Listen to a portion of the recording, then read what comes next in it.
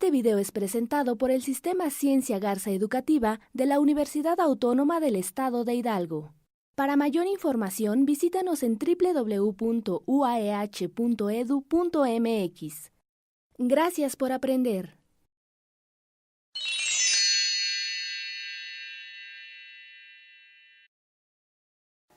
Good afternoon, everybody. My name is Hector Daniel Molina Ruiz. I'm assistant professor for Higher Education School Tepeji del Rio by Autonomous University of Hidalgo.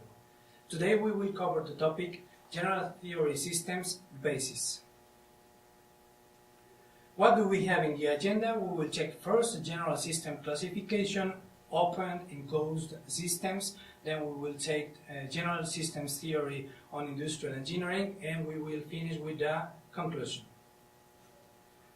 The abstract. General system theory can be used as a paradigm to problem solving in the organizations, particularly those in which industrial engineers has a scope and performs activities to support decision-making process.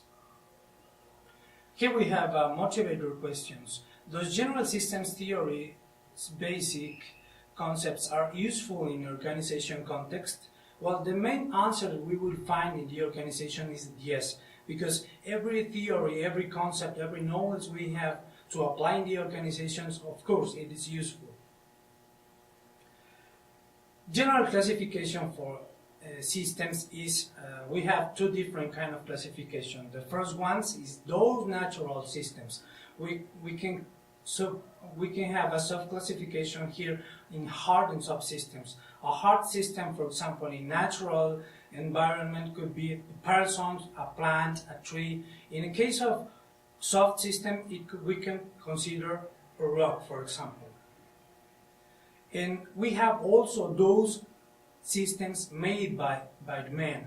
So we also have hard and soft systems. In the case of hard system, we have those structures created by man. And for example, with soft system, we can talk about a chair and talk about a table. We have another classification when we talk about systems. For example, open and closed system. What are the open systems of it? They can grow, they can change, they can adapt, they can compete, they can procreate, and closed systems cannot have that kind of activities, cannot have that kind of scopes.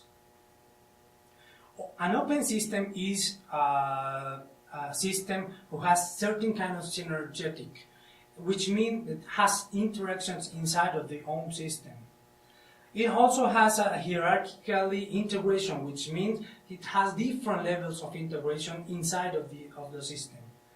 It is also target-oriented, which means the system looks for an objective. And also have a dependence to its environment, which means it has a context dependent. In those contexts, we have a process of feedback. Generally, open systems belong to that kind of process of feedback, which means that it can help us to have information to hold the homeostasis. What does it mean, homeostasis? It means that the system has an energetic and material homeostasis and equilibrium.